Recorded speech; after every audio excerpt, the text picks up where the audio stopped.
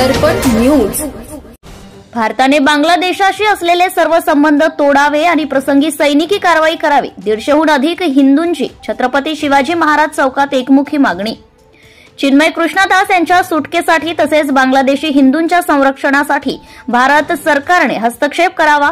हिंदू राष्ट्र समन्वय समिती।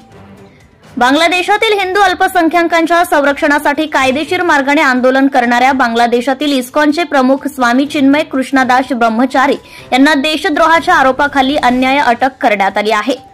ही अटक म्हणजे हिंदू अल्पसंख्याकांचे हक्क दडपण्याचा आणखी एक प्रकार आहे, याचा आम्ही तीव्र शब्दात निषेध करतो। भारत सरकारने तातडीने पावले उचलून चिन्मय कृष्णदास ब्रह्मचारी यांची विना अटक सुटका व्हावी आणि हिंदू अल्पसंख्याकांच्या संरक्षणासाठी तेथील सरकारला भाग पाडावे। भारताने बांगलादेशाशी असलेले सर्व संबंध तोडावेत आणि प्रसंगी सैनिकी कारवाई करण्यास मागेपुढे पाहू नये, अशी एकमुखी मागणी हिंदू राष्ट्र समन्वय समितीच्या वतीने 3 डिसेंबर या दिवशी छत्रपती शिवाजी महाराज चौक येथे करण्यात आलेल्या आंदोलनात करण्यात आली। यावेळी इस्कॉनसह विविध हिंदुत्वनिष्ठ संघटनांचे 150हून अधिक प्रतिनिधी उपस्थित होते। स्वामी चिन्मय कृष्णदास ब्रह्मचारी यांनी हिंदूंवर होणाऱ्या अन्यायाला विरोध करत शांततापूर्ण मार्गाने आपले हक्क मागितले। त्यांच्या अटकेने बांगलादेशातील हिंदूंच्या धर्म स्वातंत्र्याला गंभीर धोका निर्माण झालाय। हिंदूंवरील हे अत्याचार रोखले नाही तर त्याचे लोड भारतात येण्यास वेळ लागणार नाही, म्हणून हिंदूंना भारत सरकारकडून कठोर भूमिका आणि निर्णायक पावले उचलण्याची मागणी या प्रसंगी करण्यात आली।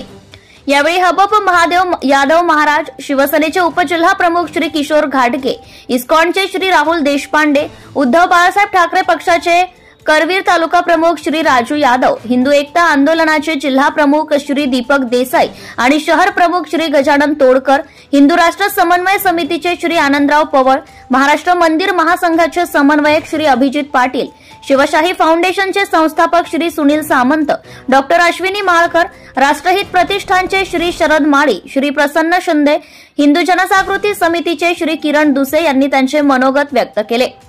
यावेळी शिवसेनेचे उपजिल्हा प्रमुख श्री उदय भोसले, श्री अर्जुन आंबी, श्री विकास जाधव, इस्कॉनचे प्रमुख श्री दीपक खोत, श्री हिंदू जनजागृती समितीचे श्री शिवानंद स्वामी, श्री संप्रदायाचे जिल्हाध्यक्ष श्री कृष्णात माळी, महाराजा प्रतिष्ठानचे संस्थापक श्री निरंजन शिंदे, मराठा तितुका मेळावाचे श्री योगेश केरकर, स्वयंसिद्धाच्या सौ स्मिता डोंगरकर, हिंदू महासभेच्या महिला आघाडी प्रमुख सौ शिलाताई माने यांच्यासह अन्य उपस्थित होते।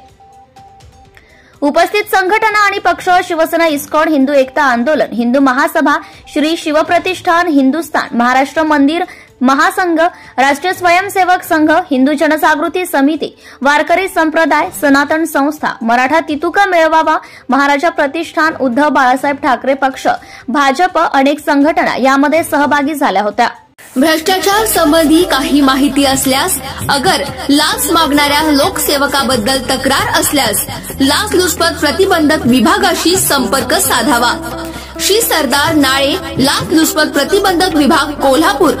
पोलीस उप अधीक्षक, संपर्क क्रमांक 96 73 50 65 55। कार्यालयाचा पत्ता: पोलीस उप अधीक्षक, अँटी करप्शन ब्युरो, कोल्हापूर, 96 73 50 65 55 78 75 33 33 33। कार्यालयीन दूरध्वनी क्रमांक 0231 25 40 98 9। व्हॉट्सअप क्रमांक 78 75 33 33 33। निशुल्क फोन क्रमांक 1064। Email: dysp@kolhapur@gmail.com।